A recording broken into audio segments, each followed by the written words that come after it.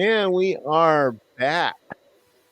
And before we get started with our guest, just a little note here. Puriflix has announced a launch date finally. So they are going to be launching March 26th. 21st. Oh, you said 26th. I said 21st. You weren't listening very well. No, I wrote it down the way you told me. You said Just keep okay. going. 25th. Sorry. So they are going to be launching on March 21st. And we are going to be on there, and there's going to be a lot of other people on there. So anybody that's interested, feel free to go check them out. So we are here this evening with John, ProjectWolf. What's going on, everybody? At least that's the way he's got his name. He is the founder of Project Wolf Paranormal, and that was back in 2007. And he looks like he's from Waterford, Connecticut. How you doing tonight, John? Yeah, not too bad, man. Not too bad. That's good. That's good. So I guess we'll start out with the questions here, and you can let me know or let everybody that be watching that know a little bit about you. So, what got you interested and started in the paranormal? So, pretty much where I grew up, a town out in Waterford called Quaker Hill, and it's had its own little history of weird stuff, witch trials and things like that.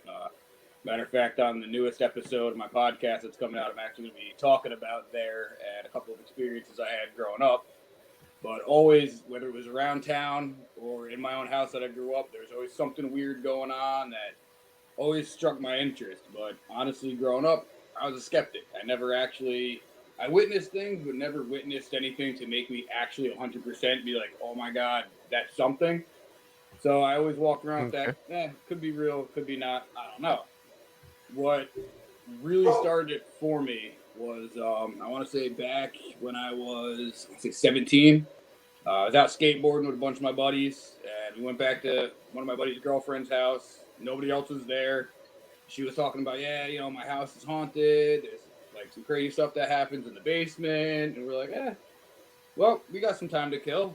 I got a video camera. Let's set a camera up downstairs. We'll go out and, skate or whatever for a while, and we'll come back and check it. So I left it down in the basement. We went out, skated, and did whatever for like a good hour and a half, 2 hours. Came back, checked the camera, and legit, I want to say like 20 minutes after we had left, you hear the door start to jiggle. You hear it creak open. You hear something move. And it sounds like something was taking a deep breath into the camera. When I had actually took it back to my house and like kind of separated a lot of the audio, I found out that it was actually somebody going, hey. So right then and there, I was like, well, oh, shit. So I took it back to them. I said, yo, this is what I caught. I was like, we got to do this again. Like this time we're going to try to capture something. So one of my buddies who actually ended up being like our medium for a while, he was there. And I kind of started directing things to him. And I was like, hey, if anything is here, make yourself known, do something, make a sound, move this piece of paper I had, whatever. Literally, he's wearing a button-down shirt. So you know how at the end of the button-down, you get that little tail thing going on. Something grabbed it and started pulling it out. And literally it did it until I said, stop it. And it just fucking stopped. And right then and there, I was like, that's insane. It happened in front of us. None of us had any explanation for it. And that's literally when my interest just freaking skyrocketed. And I just dove into it like no other. I started watching shows and doing research. Every type of book out there I grabbed and read and just pretty much dove into this. That's how much it interests me. In there. All right, cool. So, do you happen to post any of that? I don't have any of those videos. Those were from years and years ago. Those are sadly lost, but I do post whatever I have done recently. So I think the most recent thing I did was Halloween. I went and revisited a house that me and my team at the time had gone to religiously for a good couple of years. The energy that we had put into this place pretty much made it our practice place, so to say. So we had found a place where it had stuff going on. Being Right. young and still kind of new into this whole field, we'd go here every weekend. Like that was our thing.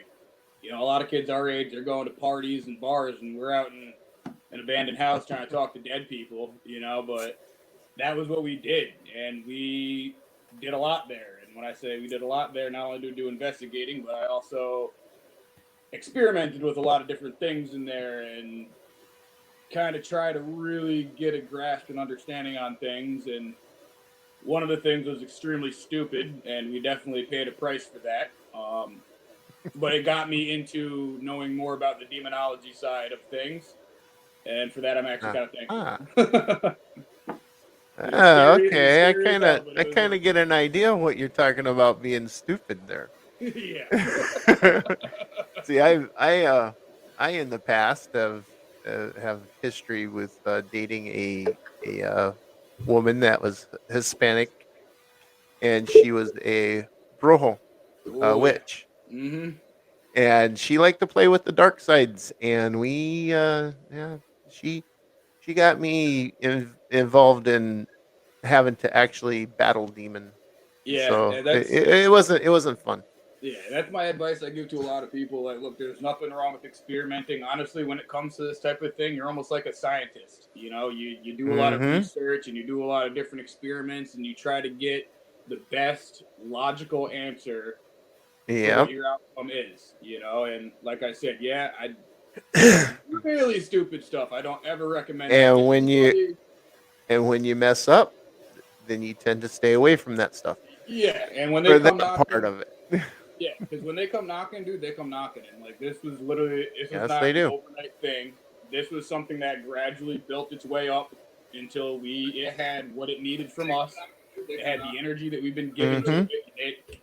It came after us, man, and it was intense. And even when I went back this year, I didn't get a lot of the crazy activity that we had in the past. But I'm gonna tell Right. you something right now. Whatever was in there from before was still in there, and it fucking knew I was there, dude. Because when I walked in, I could feel that sensation of it just being there. Like, wait a minute, I remember you. What are you doing back here? Mm-hmm. It was like that whole night I was there, dude. It was just on me the entire time. It was like, holy shit. Right. No, I got you on that. I get that. So besides that place, is there any others that you've been to that you want to talk about? Oh yeah, so I've done a bunch of different spots. Out in Waterford, we have an old asylum called Seaside. That was actually Okay. for tuberculosis patients at one point, and then until its closing, it housed mentally challenged kids. My buddy's dad, who grew up in Quaker Hill, actually remembers hearing there's this one kid that used to wear a helmet because he would just like hit his head on like everything. So Mm-hmm. outside there's this big metal railing, and my buddy's dad would tell us stories about how he remembers being out there with friends or whatever, and you're hearing this kid just hitting his head off the freaking metal, you're hearing the ding, ding, ding. Like it was pretty nuts. Um, no really crazy patient abuse or any of that happened there, but there's definitely been between the tuberculosis and everything else. There's been some death, and it's Right. definitely haunted by kids. No adults or anything like that, but definitely haunted by kids. We've also done Norwich State Hospital, which is also I'll be talking about that in the new episode of my podcast as well. That Okay. place is awesome. If you guys don't know about that, that's like probably one of the most haunted hospitals in the United States. It goes in there with Waverly Hills, Fairfield Hills, a whole bunch of other different ones out there. That one had a Cool. huge amount of patient abuse, and that was open until '96. Like I remember going on the Really? property with my dad because it was right on the cove. I remember going on the property with my dad in the truck to go fishing, and you're riding through the property, and you'd see crazy people just outside because a lot of them, if they didn't get moved to Connecticut Valley Hospital, they were just free to roam. So a lot of them stayed because that's Wow. all they knew was that place. So that they turned into squatters and everything else, but they were there all the time. Like I remember fishing down there, and this freaking guy comes up, and he was loony like crazy, dude. And I remember the police came, and arrested him and took him away, but it was nuts. And I want to say right around 2001 is when they pretty much shut down anybody being able to go back there to go fit, like none of that. It was strictly like no trespassing. They had security, state police, and it was really difficult to get into that place without getting in trouble. So I actually had to wait until about 2010 when they started demolishing a lot of the buildings. Security backed Okay. away, and it was a lot easier to get into the property, man. And the property is huge. It's like just about 100 acres, if not more, of Wow. this property. It's massive. So that one was a good one. We did this place out in Baltic, Connecticut, which is called the Baltic Mill. That is, I want to say, probably number one on our most scariest places that we've ever been to. Even just thinking about the incident that had happened there, it just brings chills up my spine. I've seen a lot, witnessed a lot, but this right here was probably the scariest thing, more scarier than my buddy getting pulled down a set of stairs. Wow. We ended up encountering what I consider to be a hellhound. If you guys don't know what hellhounds are, they're pretty much like Yep. guardians of hell. I know exactly what a hellhound is. Yeah. So yeah, I always do daytime walkthroughs before we go to any place new. I want to know the lay of the land. I want to know the ins and outs and kind of like what we're gonna look for before I take anybody in there at night, especially because it's an abandoned place. You know, I want to know where to go before I go in there, pretty much blind. So when we end up getting to the main part of the building, there's like a little section you can jump down that used to be like a little passageway to get to the car garage. This whole place caught fire and burned down. So there's still the cars that got trapped in the garage, still there. Nobody died, but there's been a lot of satanic rituals that happened there. There's actually, when we first went during the day, we found remains from a ritual where there was an animal sacrifice. So we found that there's writing all over the place. So we already knew going in that it was going to be something pretty intense. Mm-hmm. So we get to the spot where you're going to jump down in, and literally as I'm about to jump down, I end up hearing this sound that I've never heard before in my life. And I mean, I'm an outdoorsy guy, so I know all types of animal sounds. You know, especially being into the cryptozoology stuff, I like to know animals and tracks and all of that. I've never heard this sound before. Like, I've heard fisher cats. I know what they sound like. This was totally. I cannot describe the sound that I heard. And it was enough to stop me dead in my tracks and just look straight ahead of me, kind of going, what the hell is that? And as I'm looking, I end up seeing these two orange that look like reflectors, like those big orange reflectors that people have on the driveway. Yeah. So I pull my flashlight out and I start shining it, and I'm kind of like moving it around to see if I see the reflection. I see no reflection. But what I do see, and this is, I want to say it's a good maybe 20 feet from where I'm at, maybe 20, 30 feet from where I'm at. So I'm doing this, and there's no reflection, no nothing, and you can see in the dark, we're in the woods, you can see an even darker mass within the darkness that probably stood about chest high to me. And from there, you see the eyes close, and they move, and they come back up, and they open right back up at me. And then you see another set come over, open back up, and they're just looking at us, moving around. I'm going, holy shit, like, what is that? I'm getting everybody's attention. They're seeing it. So I'm like, all right, we're going to go to this section first, which is far away from there. We'll do what we got to do in there. And when we come out, hopefully whatever the hell that is gone. We continue. So we go into the part with the car garage, do our investigation, come out to go into the main building. And the main building, you can walk the entire first floor, but any other floor, you can't go on. You can literally stand at the bottom, look up, and see through the ceiling from where the whole thing burnt up. So we're in the stairwell, and we go up to the top of the stairwell. We're just kind of hanging out, asking some questions or whatever, and all of a sudden, at the bottom of the stairwell, inside of the stairwell, there goes that sound again. And it echoed through the whole thing. And now we're sitting here going, oh, shit. There's only one way out. So that's wherever that is, right downstairs. Mm-hmm. So at that time, I always travel with, whatever, whether it be knife, gun, whatever. I always have something to keep safe, mainly because of animals or whatever else. So I pretty much just told everybody, I said, look, we all know where to go from here to get back to the car. I said, when I count to 3, I'm gonna let off a couple of shots to try to scare whatever the hell that is away from here. I said, and then we're gonna book it to the car. And literally that's what I did. I did 1, 2, 3, fired a couple of rounds off, and we just fucking took off. And the funny thing was there was nothing down there. But this noise that we heard and then what we saw earlier, that shit was there. And what I'm thinking it was all that demonic shit that people were doing. They opened something up. And then Yeah. now we have that's just roaming around. Very, very much could have been a portal there. Oh yeah. So somebody goofed up. You know, that's the funniest thing. You know, a lot of these people that deal with the dark magics and play with the dark magics, they're not understanding what's happening with it. No. Because if they make a mistake, they can open up a portal, and that portal will stay open. Exactly. Because it'll draw on the energies around it. Exactly. And that's what happened at the house out in Salem. That's the one that's been like our pride and joy. We call that one Hell House.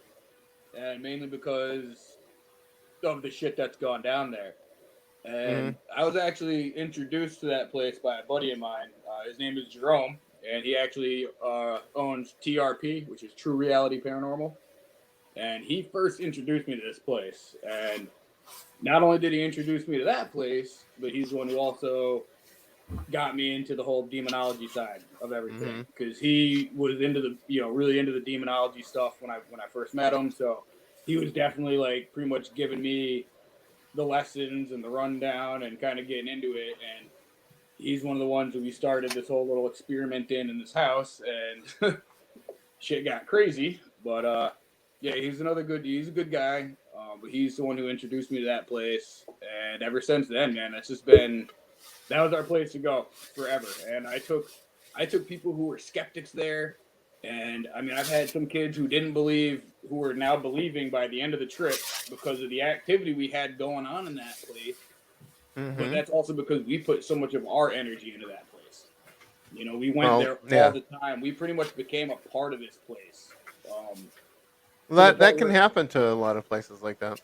Oh yeah, and this place is crazy because we'd go there all the time, and there'd be times where we'd be heading there and getting ready to go into the house, and you're actually scared. Like you're almost like, maybe I don't want to go in there tonight. Maybe we should just go home and not do this tonight. And then you go in there, you start investigating, you get comfortable. But then the scariest part about that is when it's time to go. So now it's time to go. It's about 3:34 in the morning, and you don't want to leave. There's just something about it that makes you just want to stay. And it's not a clean, nice place. It's not an ominous type of feeling. It's not a really comfortable, place to be in. But it's weird because you sit there and you just want to be here. It's so weird. It's like this place, as you were there, just get its arms around you and try to just pull you in as much as it could. Like, it was insane. But that's why what happened to us in that house had happened to us in that house. We definitely did what we shouldn't have. We put our own energy in there and got attached, and definitely let something able to affect us. And that was the first time that's ever happened. And that was the last time it's ever happened. Ever since then, I did so much background research and studying, and I know how to keep everybody safe now. And honestly, anybody who goes with me on investigations, they love it because I keep everybody safe. I know when to pull out when need be. I go into that whole thing like, if I come in with 3 people, we're leaving with 3 people. That's just how it's going to be, and not only just because of the whole paranormal stuff, but like I said, a lot of the places that we go to, they're abandoned. Anything can happen. I'm always saying use the buddy system. For another instance, all right, so that Jerome guy that I was telling you about, there's a place called Devil's Hop Yard near us. It's a big state forest. That right there, we end up doing an investigation in big thicket of woods called the Devil's Oven, and we were actually followed by a mountain lion. We had no idea until later on. It's like 7:00 in the morning. I just got back to my house at 6. Laid in bed, closed my eyes, my phone's going off at like 7. And it's Jerome. He's like, "Did you watch anything yet?" I'm going, "No." He's like, you gotta watch it. And I go, can I wait? He's like, no, come over. So I went over to his house and he shows us the video of us walking around and we're hearing howling and all that. We're thinking like, it's coyotes and all that. Right. And little did we know, we did not have to worry about that shit at all because in one of the frames, when he panned over, you see right in the brush line, fucking mountain lion.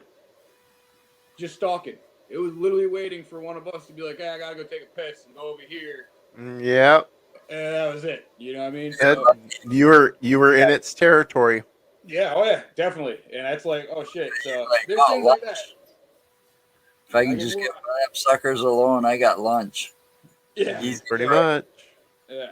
So it's like, nope. Mountain lions are kind of like grizzly bears. You cannot chase them away very easily. No, hell no. They don't back down. Grizzlies are extremely aggressive. So are mountain yeah. lions. I used to deal with all those when I lived in California. I'm a California transplant to Wisconsin. I worked at a lodge out there. One of my jobs on a Friday night was to chase the black bears and brown bears out of the encampment because we had what they call lower Kauai. It was old rustic cabins with tent type roofs on them. Mm. And I had to go around the whole encampment and make sure people didn't leave food items or ice chests or anything out on the decks. Yep.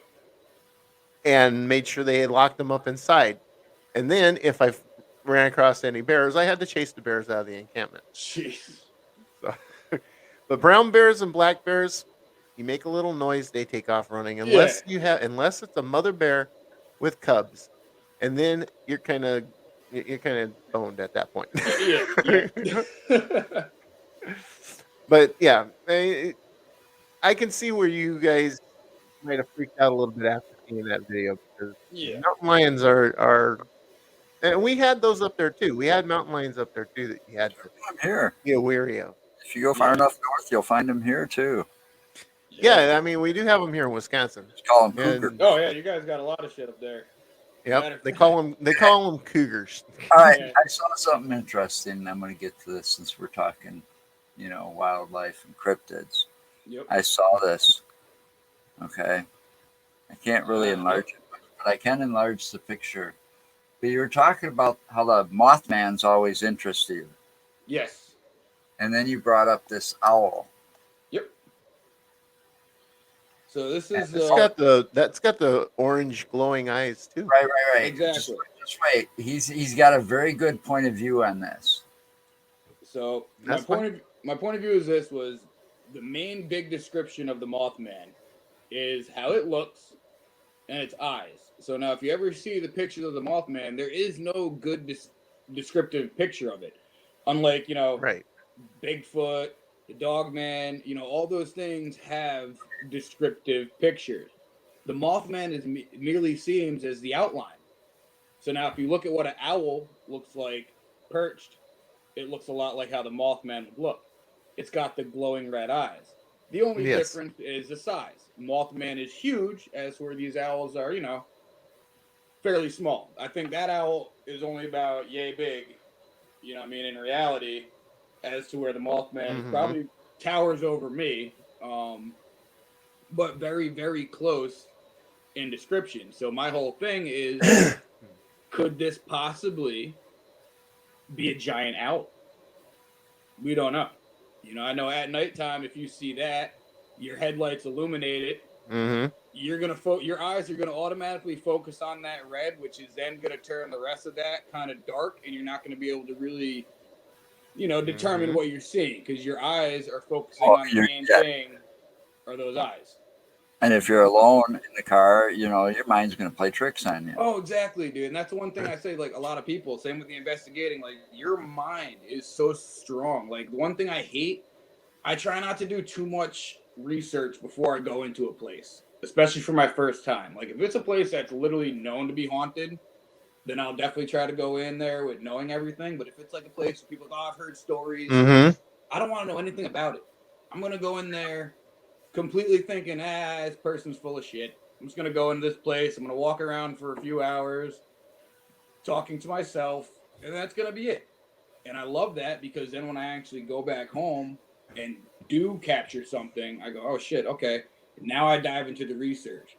And now I'm going off of what I experienced, what other people experience, and I'm going to put it into that research and be like, oh shit, that's actually adding up to the Mm-hmm. history of this place. So that's always how I do it. But I tell people, your brain, if you go into some place thinking, oh my God, this place is haunted, your brain, dude, it's gonna start running wild. And you got to learn to control that, because your brain will definitely make you see things that are not there. I think True.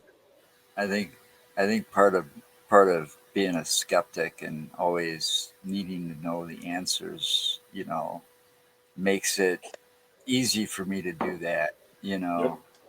I mean, I do the research first because I like the history of a lot of the places. And that's Oh, true exactly. what Tom just said. You I love know, the history. That's probably the one best thing about The human this. brain doesn't want to be wrong.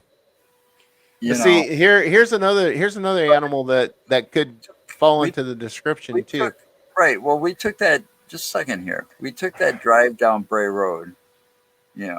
Because there's like all these stories about beasts The of Bray Beast of Bray Road. Yep. right?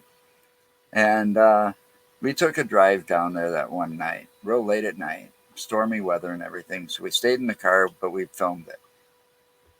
And you could easily see how the mind can play tricks on somebody there. Oh yeah. It's dark, no lights, no street lights. It's dark. Somebody saw a wolf or a coyote or something eating roadkill. Yeah, definitely. Or a dog. Yeah. I mean, you got to think about it too. So it's late at night, right? You're driving down the road. Maybe there's a wolf, right? Maybe that wolf was chasing something up to a tree, and now it's kind of up on the tree, trying to look at whatever's up there, and you driving by, and all you see is a giant dog that looks like it's standing up. So now your brain's going, True. oh my God, what is that? Right. In reality, it was a wolf that was just on the tree trying to, get whatever, but you Right. don't know. But you only had that vision for a split second, so therefore, if you tried to Exactly. go back and look at it again, the And you're possibility of you passing it in your car scared it away.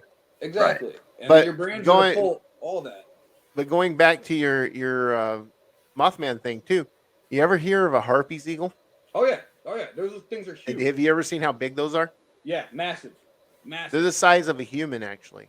Yeah, so that's a big. And they are very very big bird. freaky looking, just in general. Yeah, I remember So actually looking. if you actually seen something like that, I'm not exactly sure where they're located, but I believe they are in the United States. But I mean, if you've seen something like that, I mean, just Especially think at of night. seeing that Oh, at yeah. night. Oh, dude, Your I brain know for would me, go I probably- nuts trying to I'd figure freak out out my what that grandpa. is. Of course. Like that same thing, man. I mean, if I saw that, I don't scare easy. But I'm telling you right now, if I saw that, yeah, at night in the woods, yeah, I'm gonna be scared because it's not normal. And as humans are, we're used to being the bigger species. We're So used for- to being the top of the food chain. Exactly. That's the So to whole see thing. that- We are used to being the dominant species on this planet. Exactly. The only problem is whenever something like that happens, it freaks everybody out. Yep. I think this one's young though. But here, You looked it up. Yeah, harpies eagle. That's a young one. Yep. They got a freaking freakier one, man, of a dude sitting next to it on a perch. Yep. And it's a huge bird. It's one of the biggest eagles, one of the biggest birds in Yeah, I think it goes golden world. eagle, and I think it goes to the harpy. But yeah, they're beautiful. They are a very beautiful bird. Yeah. very But dangerous that predator too. a very gorgeous predator, yes. But the thing is, having one of those, to see one of those, I think it'd scare the living daylights out of anybody. Oh yeah. Especially that right there. Right there, yeah, that right That there. one right there. Scariest pictures of that animal. That one would really mess you up. We've seen that at night, especially if the eyes glowed. Man, Yeah. Your headlights hit it just right. So you but, guys, so you're interested not just into the regular paranormal stuff. Then you said you Nope. got to You got an interest in demonology because you studied it, and Yep. then you're into the cryptids. What about UFOs? Oh yeah, dude, my brain does not stop there, man. Anything I look at it, anything is possible, especially anything that's got history. That's So now right. you look at certain cryptids that have been known to be around since colonial times, Native American times. You've got UFOs and aliens that are dating back to the pyramids, fucking Greeks and Romans. Like, dude, this shit didn't just No, it get didn't just made up. appear. Something Yeah. happened for this to get written down the way it did. Yeah, well, I've said it. I've said it many a times, and some people actually agree with me. Some people want to argue with me about it. But most generally, your myths and legends are Darn right. based in some form of truth. Exactly. There is some form of truth. I didn't say it's a full truth. No. It's a form of truth, and Yep. over time, yes, it becomes a myth or a legend because it gets changed. But there's still that basis of the truth there. Exactly. Something happened for that to be able to Mhm. come to where it is today.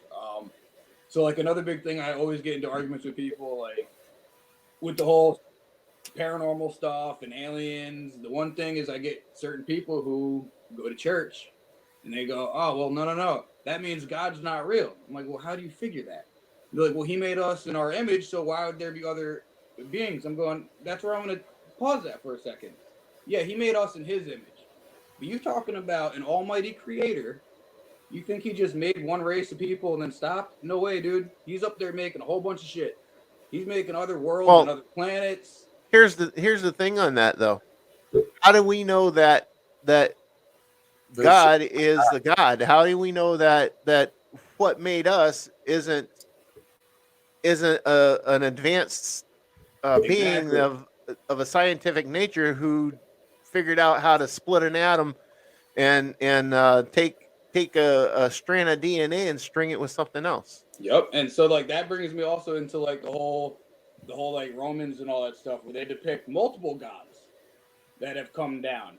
You know what I mean? So you think of multiple gods, you can lump that in with the fact that there's archangels that are pretty much similar in the same aspect.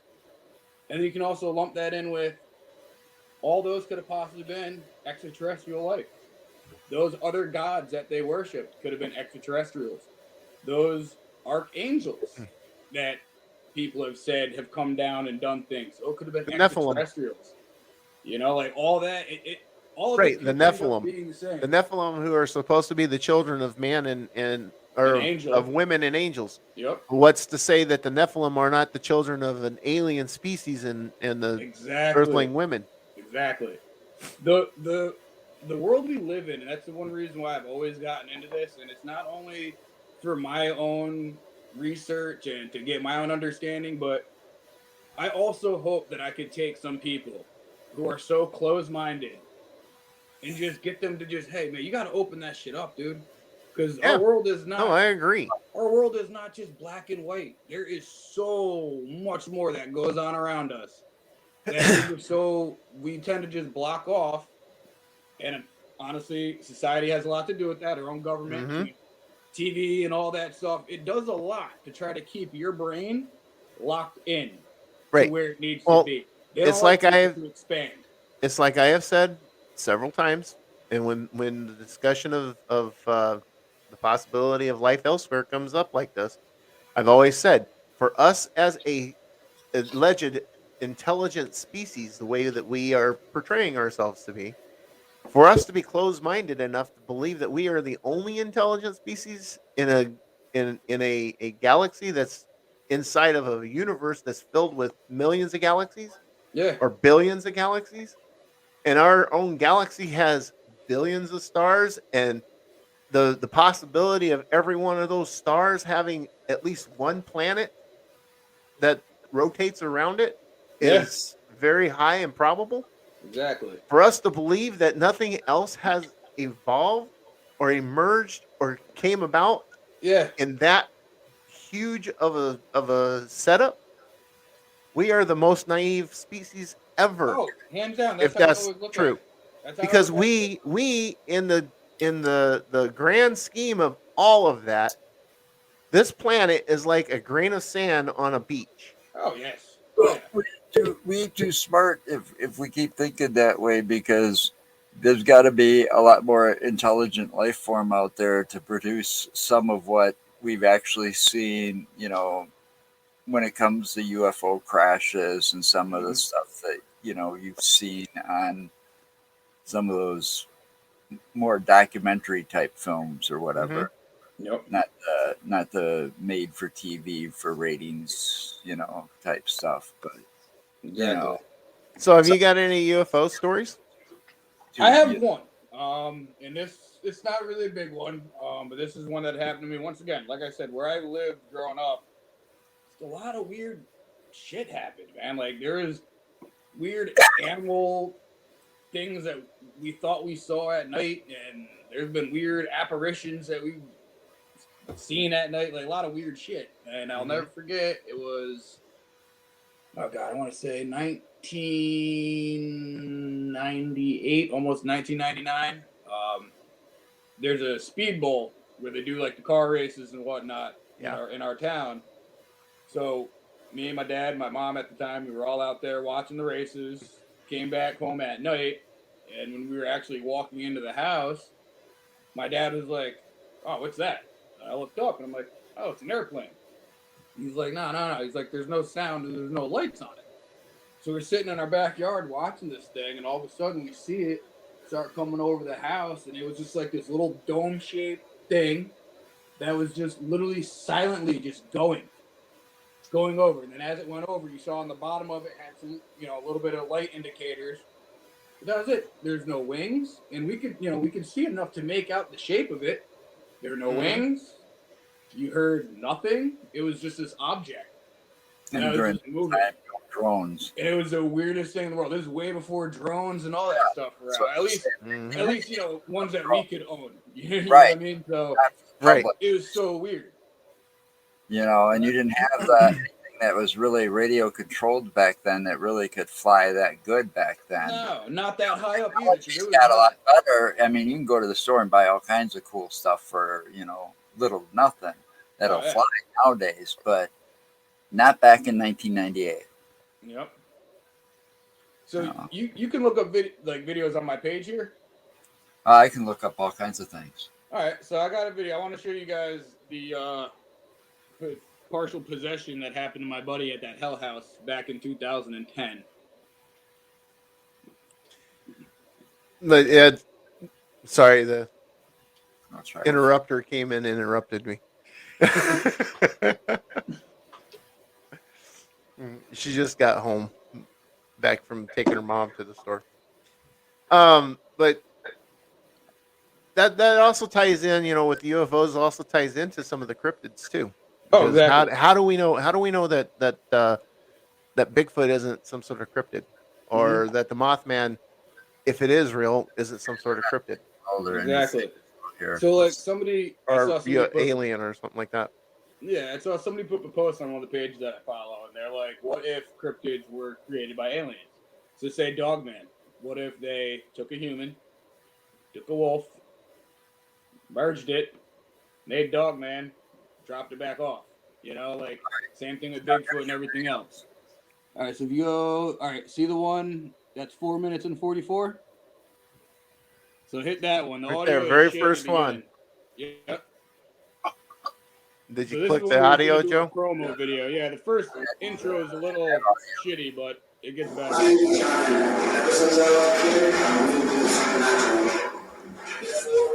Investigators help me find proof of the unknown. My three friends, Jeff, Raul, and our equipment tech Ethan, we ventured out to some of the world's most wanted and bizarre places. Armed only with cameras and flashlights and a few other equipment, we stay locked down in our environment all night, from dusk till dawn. This is our stories. This is ProjectWolf. God, I'm so young. How long ago was this? 2010. Wow, Yep. that was Halloween. 11 years ago. Yep. Halloween. Oh, Halloween, I see it. Yeah, it was the night before going into. Hell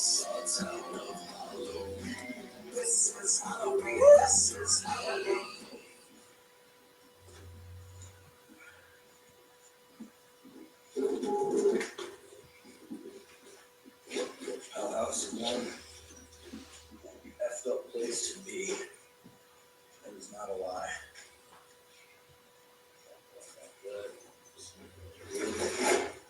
So was that Raul being possessed?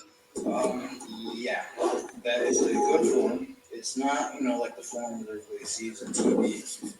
That's a little bit more of a heavier form. Like most of the time, people hear possessed, they're thinking like exorcism, Emily Rose, or the Exorcist. It can go down like that. In this case, it didn't.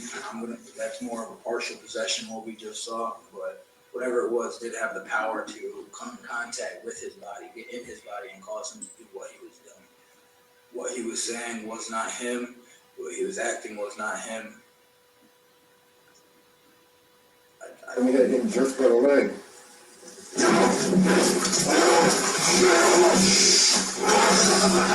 Holy fuck, shit, you're fucking gone, buddy. Just us? No. I don't say it. You're gone, bitch. You're gone. Oh my God, you're a strong little son of a bitch. Not strong enough. Come on. Come on. Breathe. It's not gone. It's not gone. Come on, quit fucking with my legs. Come on. John, you gotta hold these or Give me it. down so he doesn't hit you.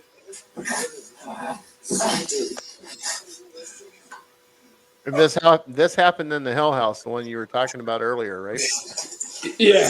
So this was when he got pulled down the stairs, pulled him up, and at first couldn't even get him up. Like literally, Yeah, whatever it I'll was. tell you this whole story after this. This whole thing still freaks me the hell out watching it. You wanna go downstairs? Joe, pause it. What the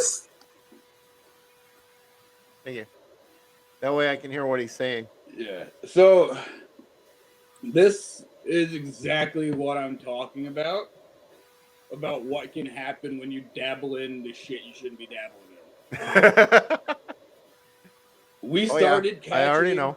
We started getting a lot of demonic activity in this place, and we kept running with it instead of preventing it from happening. So this video right here is from the night before Halloween going into Halloween. So Devil's Night into Halloween, which is the biggest time for paranormal activity to happen. We had done a certain ritual in this house and had added to it to amplify everything. When we first were doing it, the kid you see in the video, he weighs about 140 soaking wet. And our other buddy who was with me at the time, he's about 6'1", weighed a good, 2-something, stocky kid. And when we were in the basement, the kid who got possessed, he ended up blacking out and just fucking smacking the floor. I mean, the floor, it's disgusting, dirty floor. And my buddy just picked him up, one arm, like, yo, dude, you good? Brushed him off. This happened 3 times.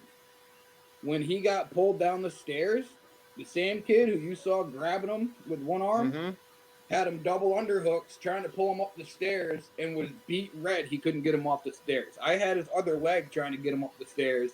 He wouldn't get up off the stairs. Wow. Whatever pulled him, like you could see that. Whatever pulled him was holding him down, or whatever pulled him, let go. We pulled him up, and that shit jumped right into him, and that's when he started freaking out like that. And I jumped onto his chest and pretty much held his arms down, and my buddy was holding the rosaries on his head.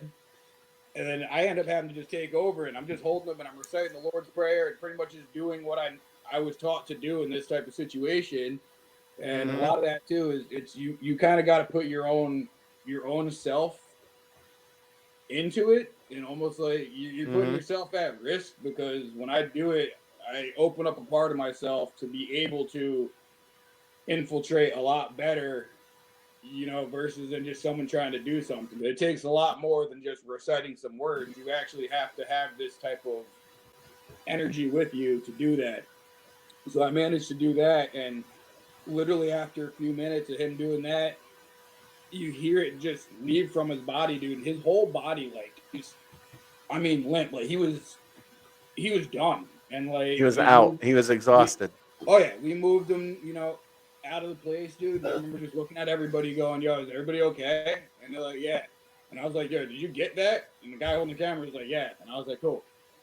We're packing this shit up, and we're leaving." Like, because I'm not having anything that had like, holy shit. Like, even just watching that again, like after all these years, Yeah, oh, I think like holy I think shit. what we need to You do could with probably this. close it. You could probably close that, Joe. Well, that's just before I do. I, I sat here. I got an idea.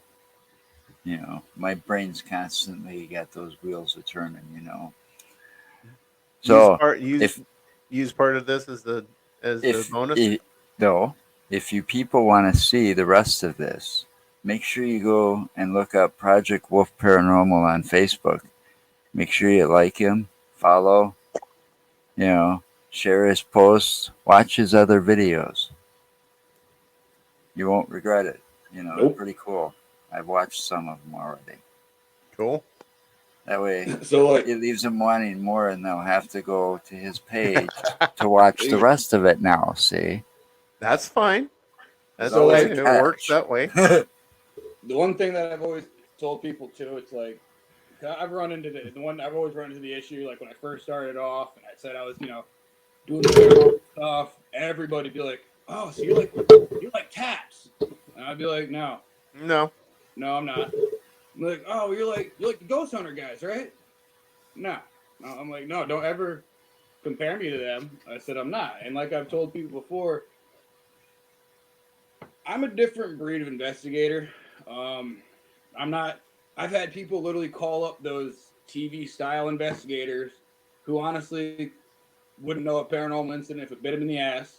These guys are out, they believe all shit. I tell people, like, look, that's not me. Like, I No. tell people, yep.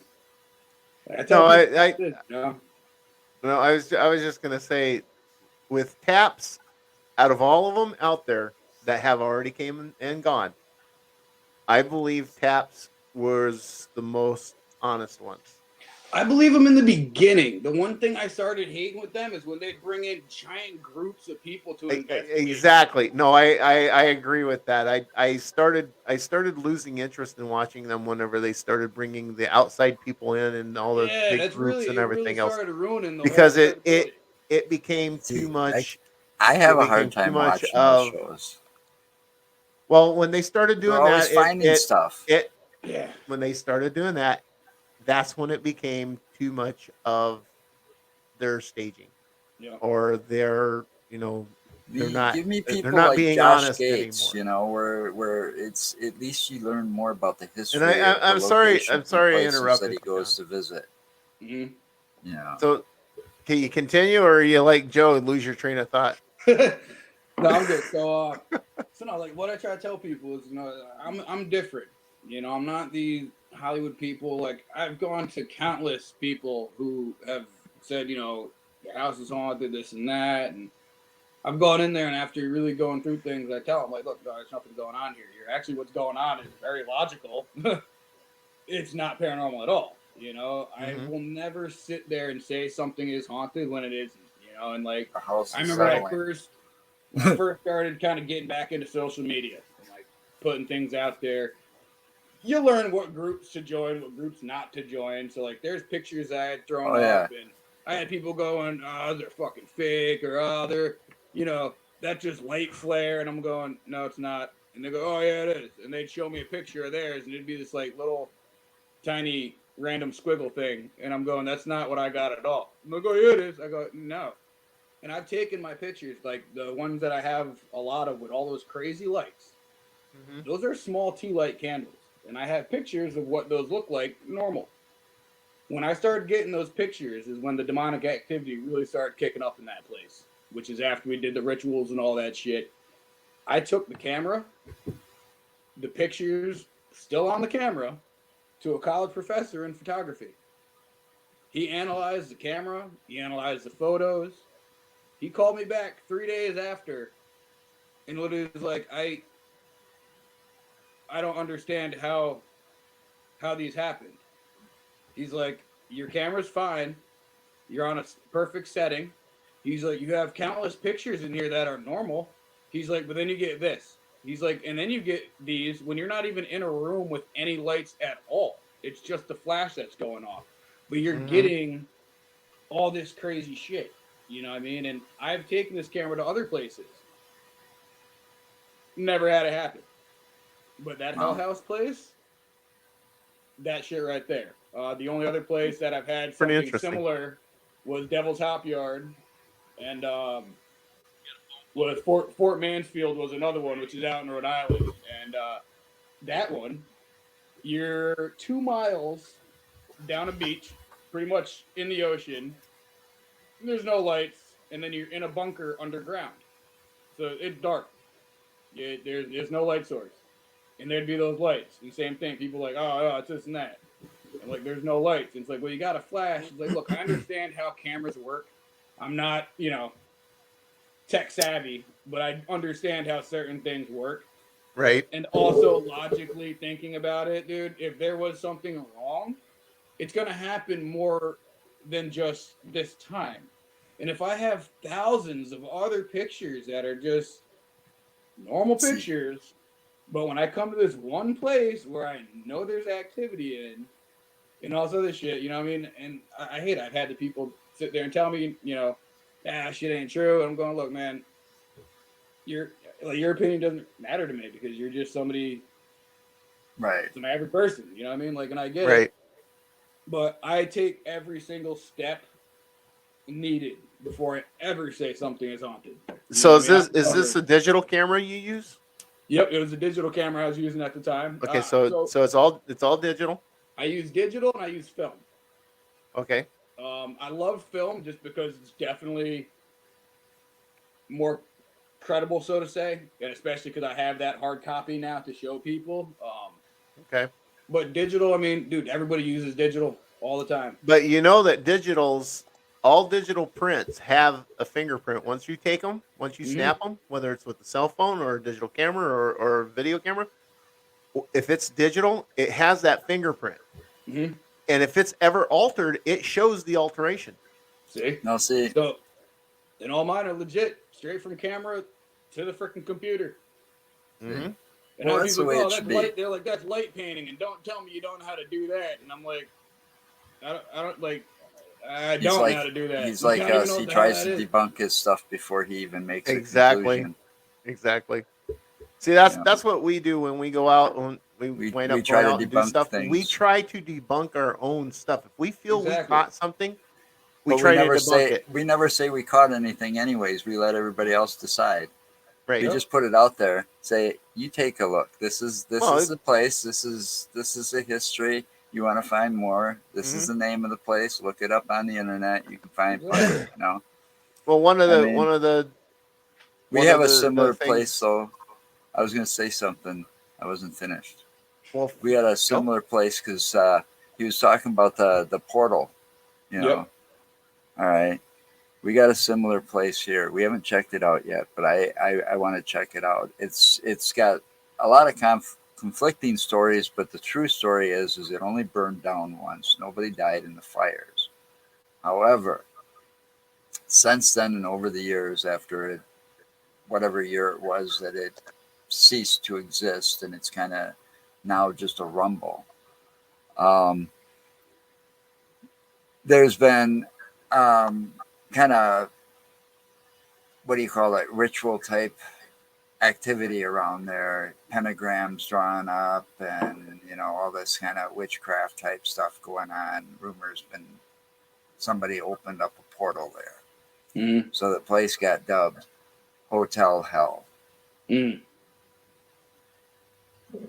And it's here in Wisconsin. It's called what was it? Marble Caves Hotel is the original name of it. It's in Manitowoc County. It's in Manitowoc County. Yeah. I've never heard of that place. Yeah, that's up north. Yeah. That's one of those places we want to go to one of these days. But the whole thing is what I was going to tell you about the debunking stuff. One of the videos that I always go back to is one of our first ones that we did out at the cemetery on Speedway Road.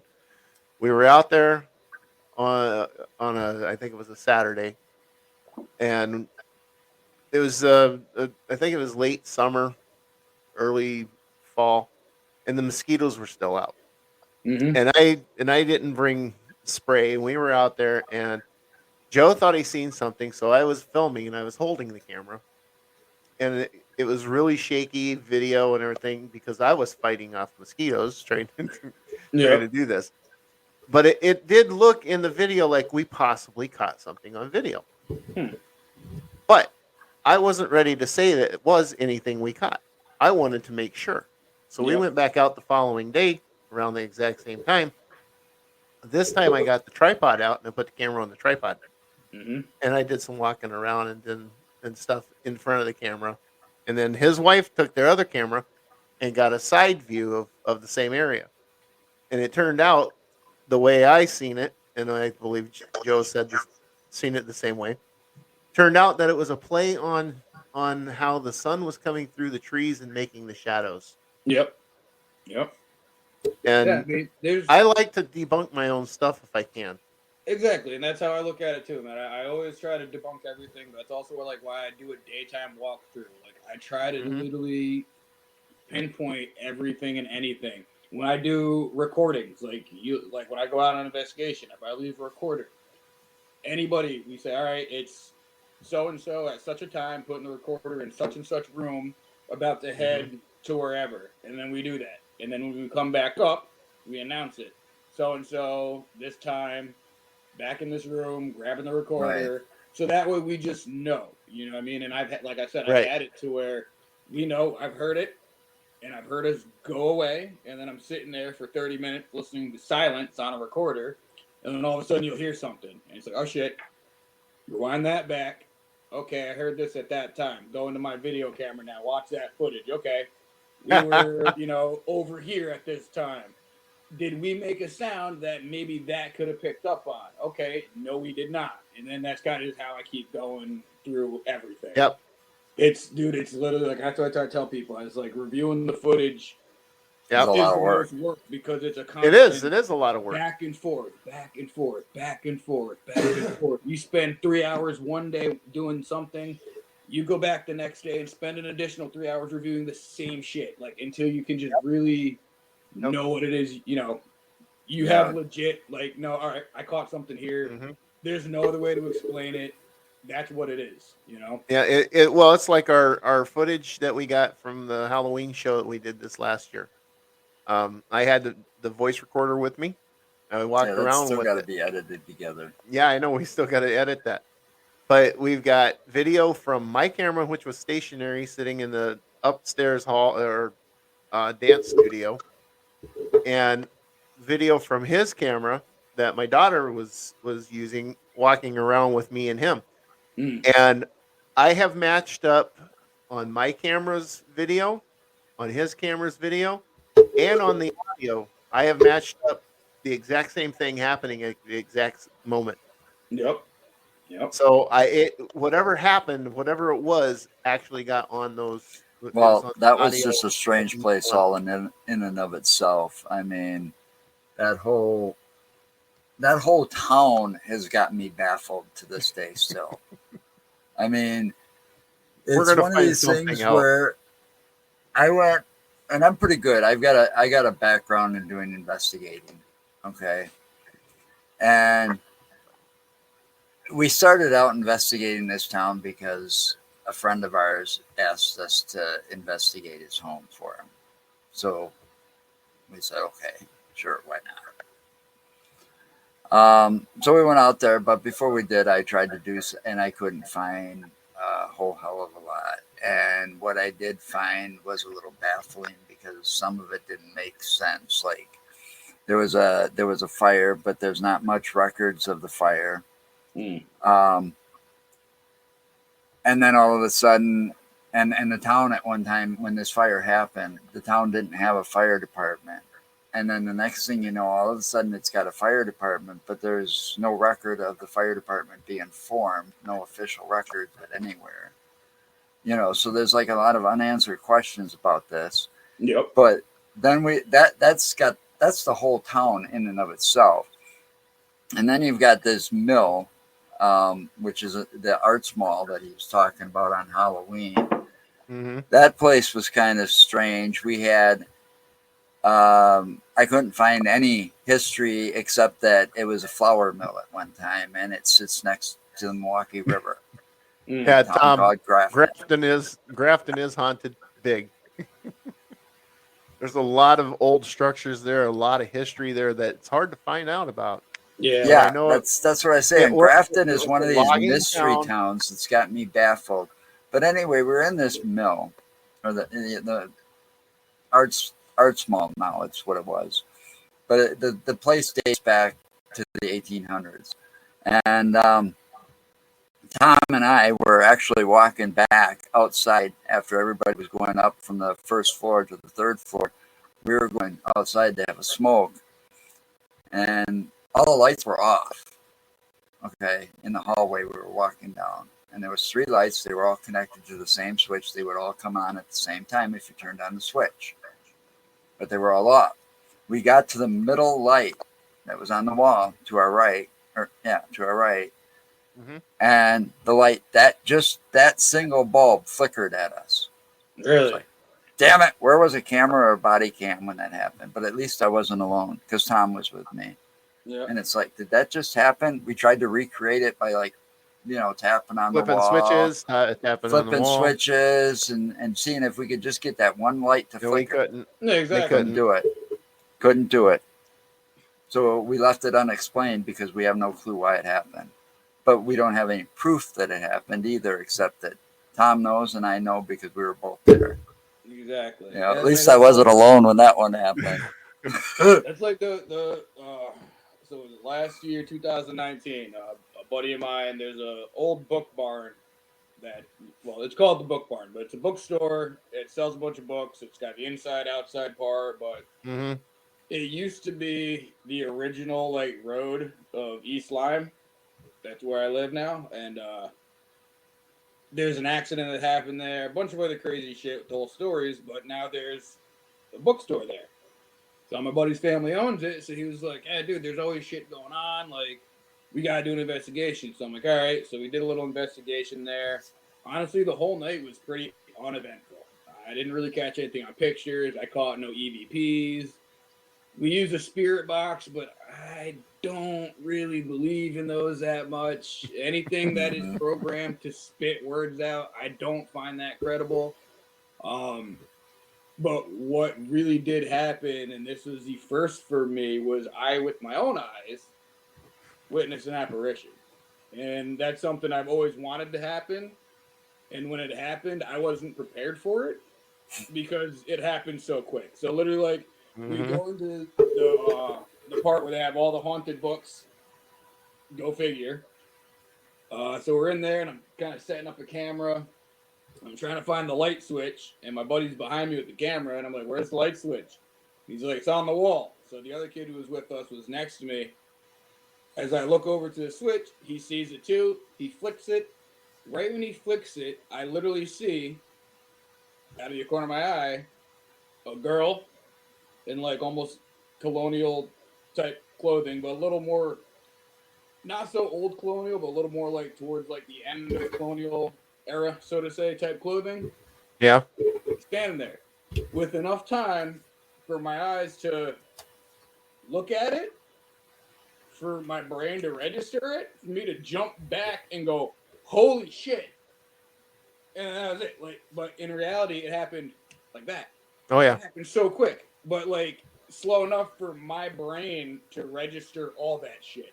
And my buddy's looking at me like, what? And the kid who was next to me is looking at me like, what? And I'm going, dude, literally nobody fucking just saw that shit. And they're like, no. They're like, what do you see? I was like, dude, the minute you turn that light on, the fucking little girl, right there. And like I said, I've seen the weird shit that, maybe is there, maybe not. But this was legit, made me go, oh fuck, that's something. Freak out. Mm-hmm. And nobody else saw anything. But that was probably the one thing where I was like inside. I was probably jumping like a little girl, going like, "Yay! I finally freaking saw something! Like, holy shit!" But also, like on the outside, I'm going, "Fuck! I wish you guys saw that, and I wish that camera was Yeah. recording." Like, Yep. Well, yeah. So it was Yeah, cool. that Shit like happens that more happens. times than it happens more times than you think. So. Exactly. All right. Well, we're getting close to needing to end this little session, and so you were earlier talking about a podcast you do. You want to plug that? Yes. So it's Project Wolf Files. It's found on Anchor, Spotify, Apple Podcast, Google Podcasting. And pretty much what I do is I tell stories and tales of haunted places throughout New England. And that ranges from Connecticut, Rhode Island, Massachusetts, Vermont, you name it. And it dives into aliens, cryptozoology, paranormal stuff. So I've only got 4 episodes out right now, but so far they've been doing Okay. really good. And I've got a shit So ton more planned. So are these live episodes you're doing, or is they nope, I pre-recorded? pre-record them, and then Okay. once I'm done, I pretty much submit them in, and they're good to go. So Okay. And other than your Facebook, you want to plug your YouTube? you can look at the YouTube. It's Project Wolf 89666. So go ahead and find it. I only have one video there. It's a little music video that we had thrown together, but it's the same one that's actually on my Facebook page. But definitely, So where did keep it Joe in find mind. those? Where'd Joe find those videos then? Those Were are on they on your? Facebook. Those are on the Yep. Facebook Those page. are all on Okay. my Facebook. Yep. I'm in the process trying to get the whole YouTube thing going. Once I start getting out and doing more of the investigations, that's when I definitely want to put more of those on there. So until then, right. I'm kind of just still putting that off to the side. But Facebook is definitely where all my shit's going to be at. Even before YouTube, it's just where everything's going to be put at for now. So All right. Cool. And all right. So I'll thank you for joining us this evening, and stick around for a few minutes after. yeah, we'll do, man. We'll Thank you have a guys for little having me on. backstage talk. And thanks to everyone who did watch us tonight, and everyone who's going to be watching us. And remember, Paraflix is going to launch. They are going to launch on March 21st. There, I said it right. They finally decided to have a launch date. It's on March 21st of this year. Nice. They are going to be the paranormal of Netflix. They're the paranormal of Netflix. They are going to have everything ranging from your hauntings and spirits all the way through the cryptids and into the cryptozoology and all the way into the Bigfoots and the aliens and abductions and stuff like that. So I believe it's going to be a really cool little setup, and I believe it's going to probably go crazy out there. So And remember, and it's the only way you can see the bonus footage. yes, that's the only way you're going to see any bonus footage from us, unfortunately. But we do want to thank everyone who does watch us on Facebook and YouTube, because we try to satisfy the whole crew. All right, Joe, anything? Well, just stay safe and remember, anything's possible. Yep. Stay safe, stay healthy. Thanks, guys. Thank you, John. No problem.